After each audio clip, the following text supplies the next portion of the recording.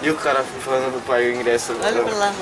The large green gates to our right are our presidential gates, first opened up in 1906. 2 blocks back, you'll find Harry S. Truman's Little White House. During his presidency, he spent about 11 working vacations here in Key West over about 175 days. With weather like this, who can blame him? And let's hear it for those presidents.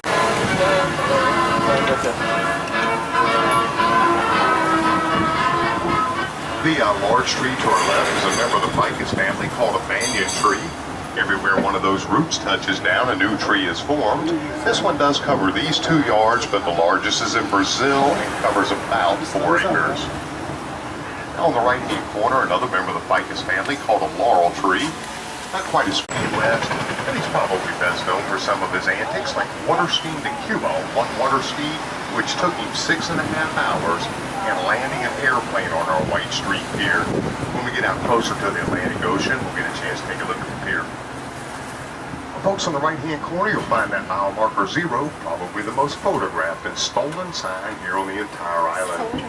But this is where US 1 begins. It ends 2,209 miles north of here in Fort Kent, Maine.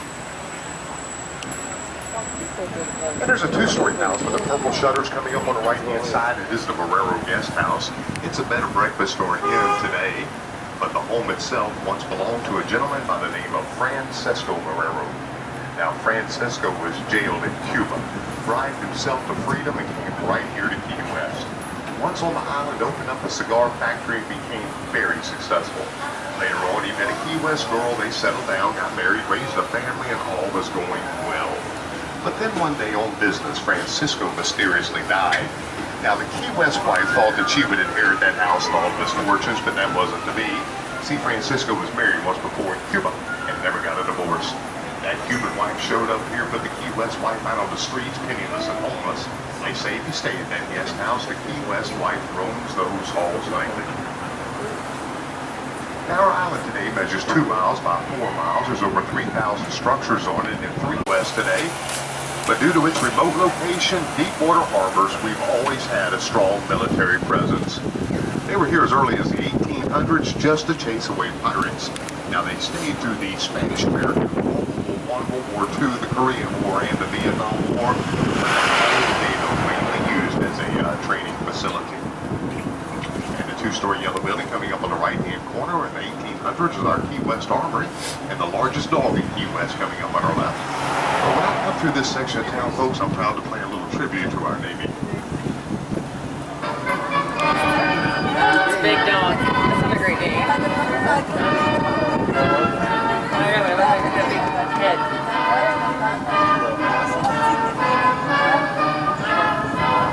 Probably a big teddy bear, so maybe.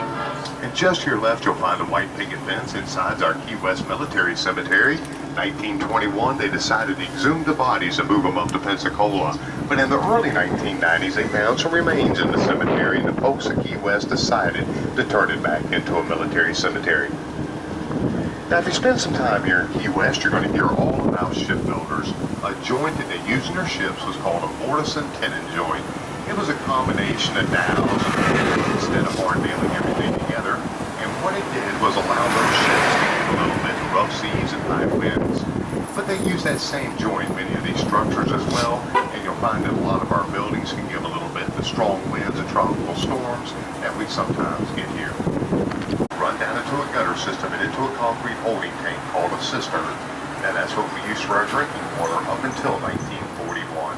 In 41, the Army Corps of Engineers put in a pipeline that runs from South Florida down through the String of Keys, and that's what we use for our drinking water today. The colored foliage coming up on the left called a bougainvillea. It comes in the purples, reds, and an orange. The color part you see is just new growth. The flower is going to be a little white dot you'll find right in the center. And in 1886, we had a great fire here in Key West. Started about 2 a.m. and arced for 12 hours. It burned so hot that most folks, all they could do was to get in their scooters or boats, head to the harbor, and watch the town burn. As they watched it burn, they noticed that several of the homes with the metal or tin roofs were spared. Therefore, it is a requirement that all homes in the Old Town area where we spend our tour time have that style of roof. They finally put that fire out by dynamiting a fire break on Eagle Street about 2 blocks to our left. Folks, I have to go through a quiet zone. It's strictly for me. I'll explain it to you in just a minute, and I'll be back with you in just a couple of minutes.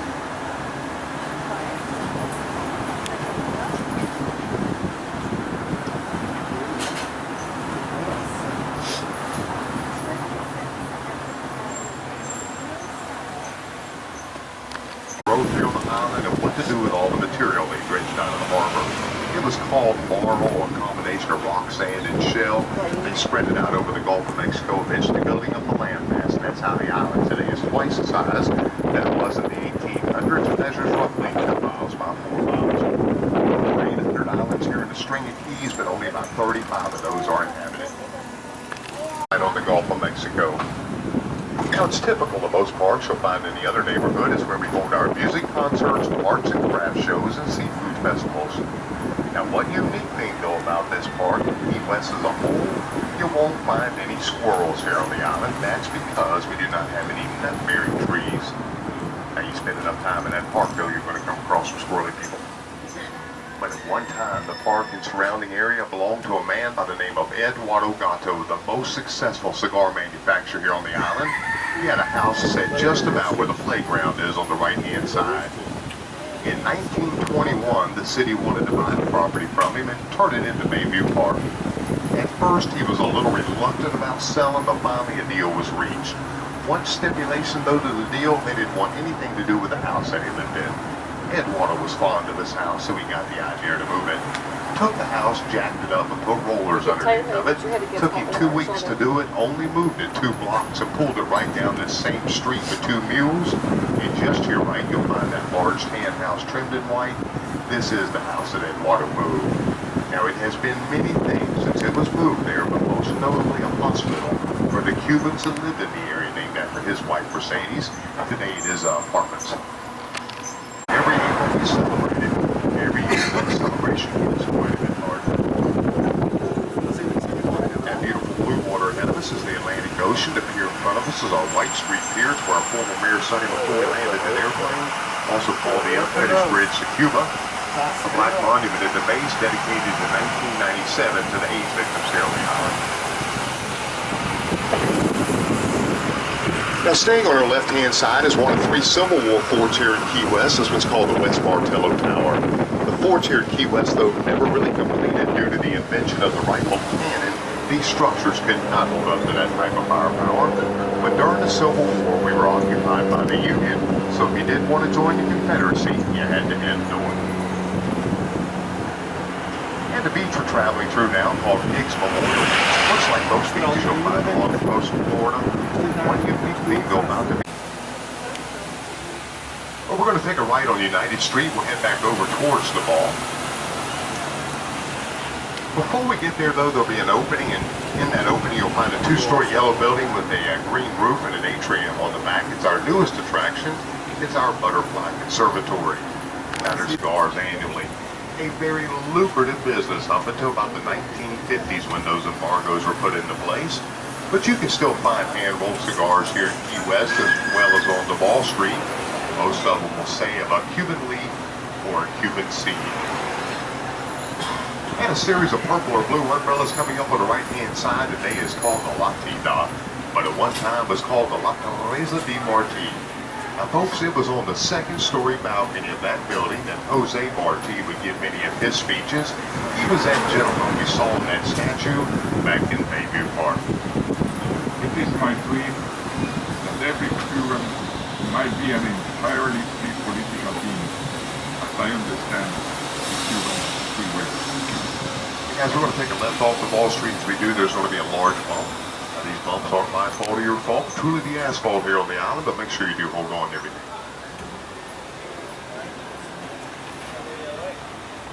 Now, as we've made our way around town, you've probably already noticed those roosters and chickens running around.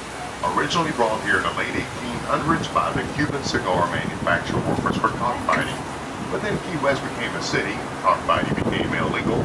Now we're a bird sanctuary, and those roosters and chickens are very much protected here in Key West. They eat a lot of bugs. You'll find the price of eggs relatively low.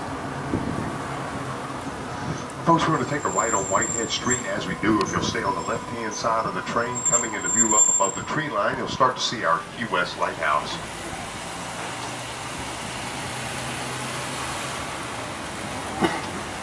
The original lighthouse, though, was located back behind us at that southernmost point, washed away by a hurricane in 1846. They decided to build this one inland a little bit, completed it here in 1847. It's 88 steps up to the top, and if you're willing to make the climb, you can get a great view of Key West and the surrounding waters. As the stones of Kilimanjaro and Barumba, bells toll. Now, if you happen to visit the Hemingway house, still some 40-plus cats roaming around.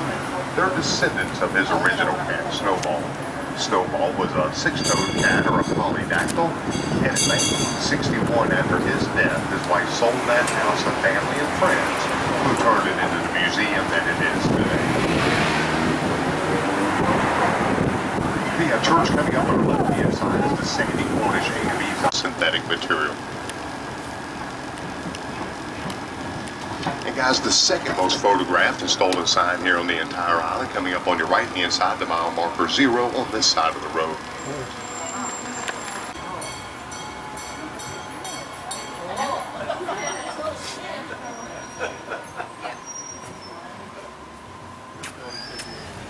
What, you want me to take your picture? It's set. You don't get okay. All right. Now, as we cross the Ball Street this time, on the right-hand corner, you'll find our St. Paul's Episcopal Church, the very first non-Roman Catholic church. And the church on the right-hand corner is also a member of the Ficus family, called a Spanish Laurel.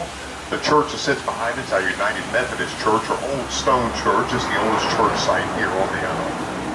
Now, the stone from that church was mined from right underneath the ground it sits on, built around the original structure. And right now we're climbing the highest peak here in Key West, called Solaris Hill. When we reach the top, we'll be 16 feet above sea level. Most of the island averages between 8 to 10 foot. This becomes a very popular spot, though, when flooding occurs.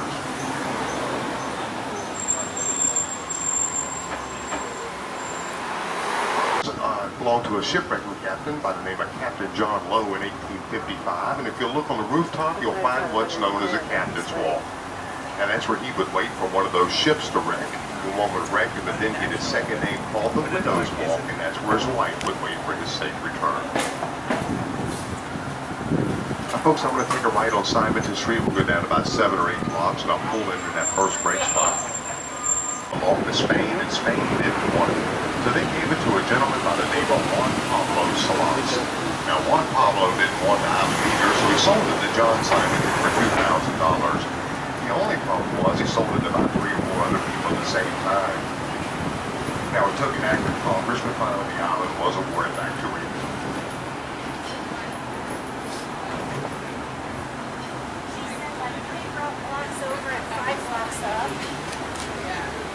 Trees we're under now called a West Indies mahogany tree. They were planted during that 1934 beautification here of the island. And the Art Deco building on the left-hand corner now houses the studios at Key West, featuring the artwork here of the locals.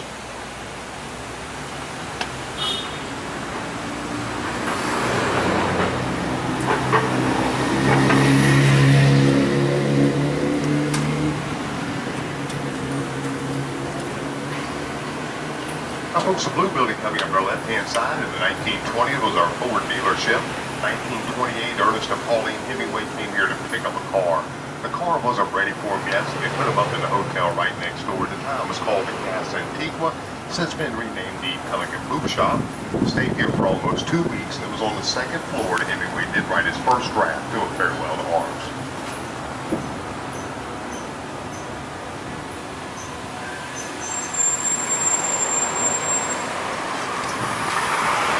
The closest beach to this end of the island is straight ahead at the end of Simonton Street. It's on the north side of the island. I believe they brought in a tiki bar that was fresh sand. I believe they did a complete stop inside the gift shop. As you exit the train, please back down as of exiting from a ladder. It'll make it much easier.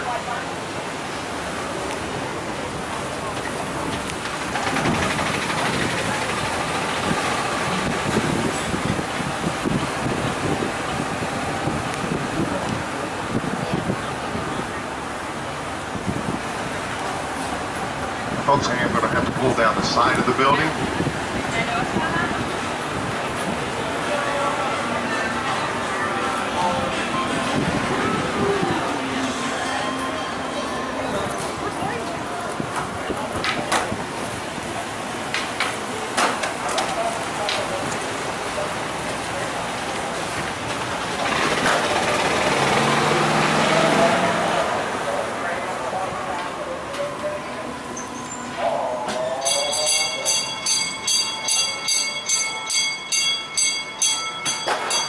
Guys, give me 1 second. I'm going to pull up where this train is going to pull forward from.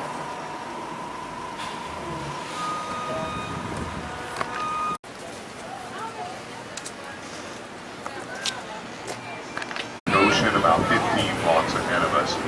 It's on this end of the Ball Street that you'll find most of the bars and retail shops. As we travel further south, we'll get to more of the restaurants and art galleries. Probably the most popular bar here on the Ball Street on the left-hand corner called Sloppy Joe's, belonged to a gentleman by the name of Joe Russell. Now the original Sloppy Joe's, as we go through the intersection, will be the yellow building on your right-hand side that says now Captain Tony's. Now, at one point, they were going to raise the rent on that yellow building, so Joe and his patrons packed everything up one night, moved it to its current and he was going to take it all for himself. He does with his voice, he's hard.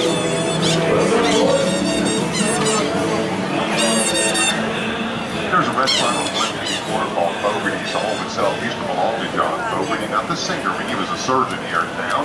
He later became mayor of Key West. In 1912, Henry Flagler brought the train and a 3-day garden party for him right out in that front yard. Now, folks, the oldest house here in Key West will be coming up on your right-hand side. It's going to be the White House with the dark shutters, 3 different side dormers on the roof. It was built here in 1829 and survived that Great Fire of 1886. A couple raised 9 daughters inside, still had one of the few working out there. Now, the Ball Street itself is about 16 blocks long. If you were to walk it one way without stopping, it would take you about 20 minutes. Or you can do what they call the Duval system in Art Deco. Not a whole lot of Art Deco here in Key West, more prevalent in South Florida and the Miami area.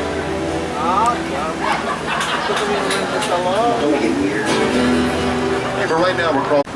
But that fantasy fest begins with a celebration called Goodmay, which takes place in the Bahama Village. A little bit quieter part of town. I like to sneak out mainly for the music. Olha, falou só que não sei também que tá virando.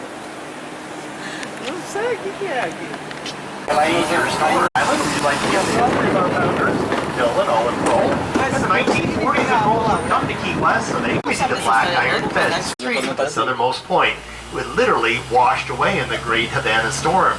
This site was chosen the following spring. It sits about 12 feet above sea level. As the city encircled the cemetery, they literally ran out of room for below-ground burials in the 1920s. Since that time, folks have been slowly being buried right at ground level, which you'll see on the left-hand side. For the 1950s, some of the larger families began experiencing a lack of room, so they began to stack the coffins, one on top of the other. Today, it is legal to stack the coffins as high as 3 stories tall, creating the new term for the American dictionary, the coffin condo. On the far left corner, you're going to see an American flag waving in the distance. That is the monument for the victims of the USS Maine.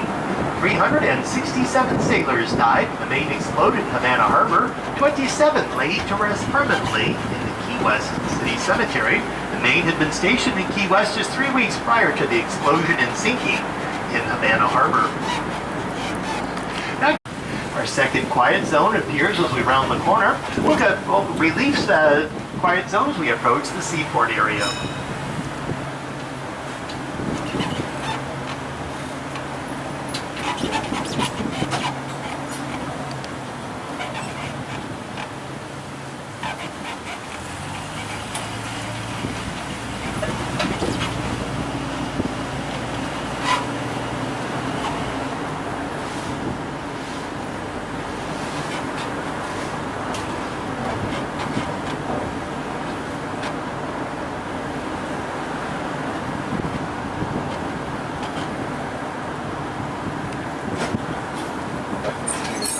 Is the seaport section of the island. Unfortunately, this has been under construction since just after the New Year's. It's going to be under construction through the end of September. All 4 of the access roads are blocked. They're completely redoing the entire road system. They're also redoing the sewer, water mains, the electric lines, communication lines, telephone lines, and the high-speed internet lines, all along the seaport. So it's all torn up. We are going to get to go as close as the traffic light. That's where we can get you to Eaton Street. There's a house there that I want to show you on the corner.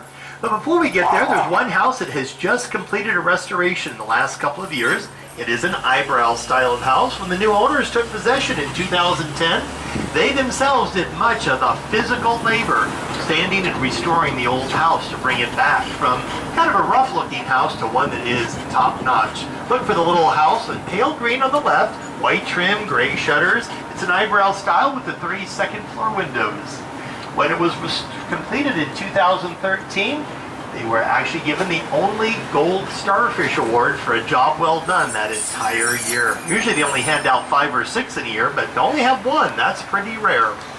The steering wheel, the early sailing ships. The house was built in 1891 by a cigar manufacturer, Benito Alfonso, later sold to the first Cuban consul of the United States, Antonio Diaz y Carrasco. He lived there until he died in 1915. It was then sold the following year to Archie Thompson. You remember him? He was the gentleman who became famous as a rum smuggler during the years of Prohibition. He then sold the house to his best customer during Prohibition, a man named Joe Russell. We know him better as Sloppy Joe Russell. That's where Sloppy Joe lived until he died in 1941. By the early 50s, the property was completely renovated. The once large house was converted to a small 4-plex apartment. That's how it's used now. Now as we continue down Eaton Street, we're going to go past Elizabeth. If we were to turn right on Elizabeth and go all the way down 3 more blocks, we'd be at the intersection of Green and Elizabeth. This is the beginning of the historic Seaport area. It's all closed to drive-through traffic, but you can still walk it if you'd like to. You'll find many of the famous bars, including the Schooner Wharf Bar, the Conch Republic Seafood Company, all located down just a couple blocks from where we're going to end our tour. On the right-hand side, we're going to come to the end of the 2-story buildings, about 3/4 of the way down the block. When we do, you'll see the large tan building. On the front, you'll see a white porch, 1st and 2nd story. And as we go to the front yard, lower right corner, you are going to see a large replica of a terracotta jug. These terracotta jugs came off the early Spanish treasure galleons. These were found deep in the cargo hold, known as a tinajone. They were unglazed terracotta. They would store the fresh water for the long voyage from the old world to the new world and back. In the early days, that trip could take anywhere from 12 to 16 weeks, and oftentimes the water would not stay fresh. They purposely used terracotta so the water could weep through the terracotta jug, cooling the vessel. Actually, keeping the water cooler would keep it from spoiling, getting nasty. These terracotta jugs are replicas here in the Keys. Fire of 1886, this is pretty much how it's looked since its 1889 rebuild. Look for it on the far right corner, representing the Newport, Rhode Island beach cottage style of architecture. At 62 rooms of size, it is the largest single-family home ever built in Monroe County, and the interior of the house represents the high Victorian style with lots of very dark woods, hand-carved for the beauty of the Victorian era. Crossing over Duval Street for the final time, on the far right corner, we see the only 3-story bar in the state of Florida. It's known as the Bull on the ground floor. The 2nd story with the wraparound balcony is called the Whistle. And for those outgoing folks, take a trip up the staircase to the rooftop. That's the Garden of Eden. That's the last clothing optional bar left on Duval Street.